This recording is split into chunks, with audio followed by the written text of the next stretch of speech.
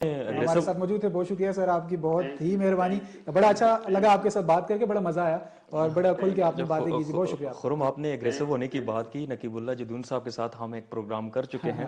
Programme کے بعد بھی میں نے آپ کو کہا تھا کہ ایبٹ آباد کی سیاست میں اگر کوئی دبنگ سیاستدان ہے تو وہ یہ ہے. تو میں نے اس لیے کوشچن کیے, یہ آن دا اسپاٹ جو ہے وہ آنسر بھی دیتے ہیں اور بہت زبردست, اور ہمیں جو ہے نا متاثر بھی کرتے ہیں, اور ایک پروگرام ہم ان کے ساتھ کر چکے ہیں. لیکن جہاں تک بات آتی ہے تو کیونکہ یہ اجتماعی معاملہ ہے, انفرادی معاملہ تو ہے نہیں ہے کہ ہم جو ہے پرسنل ہوں کسی کے ساتھ یہ اگریسو ہوں. تو اجتماعی معاملے میں اجتماعی جو معاملہ ہوتا ہے تو پھر اس کو ساتھ لے کے چلنا ہوتا ہے. اس پہ پھر کرٹکس بھی ہوتی ہیں, سائنکس بھی ہوتی ہیں, اس میں آپ کو سپورٹ بھی کرنا پڑتا ہے, اپریشیٹ بھی کرنا پڑتا ہے. تو اس حوالے سے یہ ہے کہ اگر آپ criticism for sake of development کریں تو اس سے معاشرے بنتے ہیں. اور میرا نہیں خیال کہ کوئی جو سیاستدان ایسا ہے جو کرٹکس کو برداشت نہ کرے. میرے خیال میں وہ سیاستدان ہی نہیں ہے جو کرٹکس کو برداشت نہ کر سکتا. اچھا دانش, ہم بات کر رہے تھے 18ویں ترمیم کے حوالے سے, اور نقیب اللہ جدون صاحب نے بھی جو ہے بڑا ڈیٹیلڈ بتایا کہ 18ویں ترمیم کے حوالے سے کیا نیریٹو رہا. حالانکہ بہت سارے ایسے پولیٹیشینز ہیں جو بات نہیں کرتے کہ ہم کیا کیا کن کن شقوں کے اوپر کام کریں گے اور آگے ہم نے کس کس شق کے اوپر کام کرنا ہے. صرف بات کی گئی فواد چودھری صاحب کی طرف سے کہ ہم اس میں ریفارمز لائیں گے, اوور ویو کریں گے اس کو. تو یہ جو ملٹری کورٹس کے حوالے سے میں ان سے پوچھ لیا. اچھا یہ بتا دیں کہ جو صوبوں کا جو اختیارات ہیں, انہوں نے کہا جی کہ ہم صوبوں کو دیں گے, چھوٹی بنائیں گے. ابھی جو گلگت بلتستان کے حوالے سے ایشو چل رہا ہے, نہ اس کو ہم کشمیر کی طرح رائٹس دے رہے ہیں, نہ اس کو ہم صوبے کی طرح رائٹ دے رہے ہیں, نہ اس کو ہم پاکستان کا حصہ, ایون کہ اس کو پاکستان کا حصہ ہمارے ڈاکومنٹیشن میں ہے ہی نہیں, اور وہ صرف ایک حصہ ہے ہمارا, اور ہم اسے پاکستان کا حصہ سمجھتے ضرور ہیں لیکن ڈاکومنٹیشن میں ہمارا وہ پاکستان کا حصہ نہیں ہے. اس کے اوپر ابھی جو ہماری عدالت ہے, عدالت عظمیٰ, اس نے بھی جو ہے اس کے اوپر کام کیا اور اس نے بھی بہت ساری چیزیں جو ہے وہ کلیئر تو کی ہیں. لیکن کیا یہ جو صوبے ہیں یہ بننے کس حد تک ضروری ہیں, اور یہ جو سب جو یونٹس کے بارے میں بات کرتے ہیں, نقیب اللہ خان نے بھی بات کی اور پی ٹی آئی کے لوگ بھی بات کرتے ہیں, یہ سب یونٹس بننا کیوں ضروری ہیں؟ صوبہ کا ہمارا جو ہزارہ ہے اس کے حوالے سے بھی بات کی جاتی ہے, تو یہ بننا کیوں ضروری ہے, تھوڑا سا بتا دیں. خرم, پہلے تو جو آپ نے بات کی کہ جو اختیارات تھے تو صوبوں کو خود مختار بنانا اچھی بات ہے. تو جہاں تک بات رہی کہ صوبے جو ہیں وہ کیوں نہیں بن رہے یا کیوں بننے چاہیے, دیکھیں صوبے بننے چاہیے, ہر کوئی اس کے حق میں. اس سے جو ہے نا روزگار کی ایک راہ جو ہے وہ فراہم کی جاتی ہے لوگوں کو, اور لوگوں کے مسائل کافی حد تک جو ہے وہ حل کیے جاتے ہیں. اب ریسنٹلی ایک نیوز جو تھی وہ اس دن بھی ہمارے خبر نامے میں چلی کہ جو پروٹیکٹر آفس ہے وہ ہزارہ کے لیے منتقل کر رہے ہیں. تو صوبہ جب بن جاتا ہے تو پھر اس میں بہت ساری جو سہولتیں ہیں وہ وہاں کے عوامی لوگوں کو دی جاتی ہیں. لیکن پرابلم یہ ہے کہ آپ نے اپنی ایڈمنسٹریشن کو بھی دیکھنا ہے. کیا آپ اتنے صوبے بنا کے آپ ایڈمنسٹریشن چلا سکتے ہیں یا نہیں چلا سکتے؟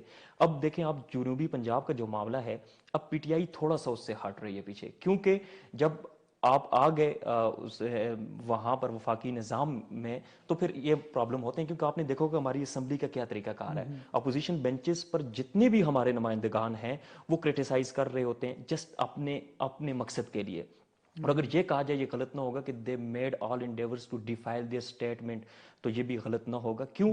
کیونکہ یہ پرسنل اٹیکس کیے جا رہے ہیں. اگر پی ٹی آئی کوئی چیز آپ کے حق میں لا رہی ہے تو آپ کو سپورٹ کرنا چاہیے, چاہے وہ صوبوں کا معاملہ ہے, چاہے وہ کوئی اور ریفارم کرنے ہے, چاہے جو کچھ بھی ہو, تو آپ کو جو ہے نا ملکی مفاد کے لیے کرنا چاہیے. بالکل جی. پی ٹی آئی کا جو نیریٹو ہے جی وہ یہ ہے کہ ہم اس کو اوور ویو دیں گے. ہماری جو 18ویں ترمیم ہے اس کے اندر بہت ساری ایسی چیزیں ہیں جو ملکی مفاد میں نہیں ہیں, اس کو ہم تھوڑا سا چینج کریں گے, موڈیفائی کریں گے. اور یہ ہونا بھی چاہیے ملکی مفاد میں. ہمارا قانون بھی اس لیے بنا ہے, ہمارا آئین بھی اس لیے بنا ہے کہ ہمارے ملک کو بینیفٹ ملے اور ملکی مسائل اس سے حل ہو سکیں. اور اگر ہمارے قانون میں اتنی کمزوریاں ہیں یا ہمارا قانون اس لیول کا نہیں ہے کہ یا ہمارے قانون کے اندر کوئی ایسی کمزوری موجود ہے جس سے ملکی مفاد نہیں ہے یا ملکی مفاد کے اوپر بات کی جاتی ہے یا ملکی مفاد جو ہے وہ اس سے مجروح ہوتا ہے, تو اس کو ضرور چینج ہونا چاہیے. پی ٹی آئی کا گڈ سٹیپ ہے اور اس کے اوپر جو ہے وہ ان کو سپورٹ بھی کرنی چاہیے, لیکن ان ایشوز کے اوپر کہ جو حقیقت میں ہمارے ملکی مفاد کے خلاف ہیں.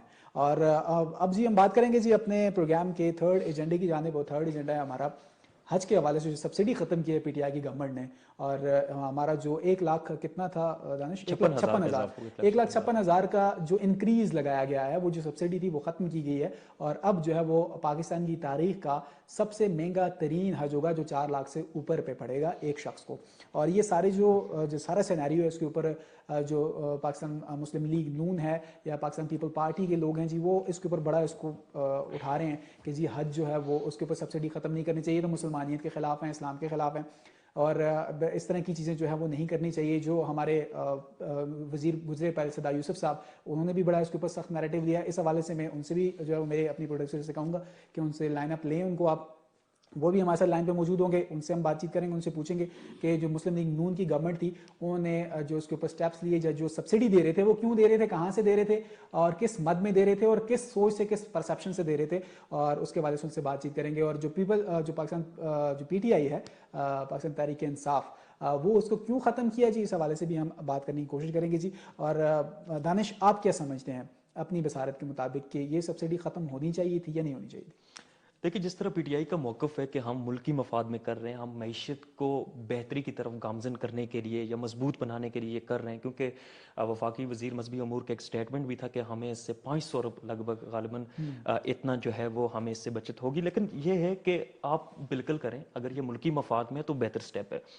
دوسری چیز یہ ہے کہ آپ کو ذرا دیکھنا ہے کہ آپ نے کس پلان کے تحت کیا ہے. اگر آپ یہاں پر دیکھیں کہ آپ کے جو سیاستدان ہیں, جو مشیر ہیں وزیروں کے, یا جو وزراء ہیں, یا پھر جو صحافی ہیں آپ کے, یا جتنے بھی اعلیٰ طبقے کے لوگ ہیں, یا ملٹری سے ریلیٹڈ کوئی بھی, آرم فورسز سے ریلیٹڈ کوئی بھی ہیں, ان کو تو آپ ٹریولنگ الاؤنس بھی دیتے ہیں, سبسڈائز وہ سینما میں چلے جائیں وہاں پر بھی ان کو رعایت ملتی ہے, میٹرو میں سفر کریں وہاں پر بھی رعایت ملتی ہے. آخر ایسی کیا وجہ بنی کہ حج پر آپ کے پاس سبسڈی کے لیے پیسے نہیں بچے, جب آپ اتنی مراعات دے رہے ہیں. اس کے علاوہ جو منسٹر ہے وفاقی مذہبی امور جو ہوتا ہے, اس کا اپنا کوٹا ہوتا ہے, اس کوٹے کے تحت وہ اپنے جو اس کے ووٹرز ہوتے ہیں یا اس کے پسندیدہ لوگ ہوتے ہیں ان کو وہ حج کروا سکتا ہے. کتنا کوٹا ہے؟ کبھی آپ نے یہ نہیں دیکھا ہوگا, کوٹے کا بھی ایگزیکٹ مجھے نہیں پتا, لیکن یہ ہے کہ میں آپ کو بتا سکتا ہوں, مثالیں ہیں میرے پاس کہ کن کن جو ہے کن کن لوگوں کو سراہا گیا اس کوٹے کے تحت. لیکن آپ یہ دیکھیں کہ آپ جب ایسے لوگوں کو جو صاحب استطاعت ہیں, ان لوگوں کو آپ حج کروائیں گے,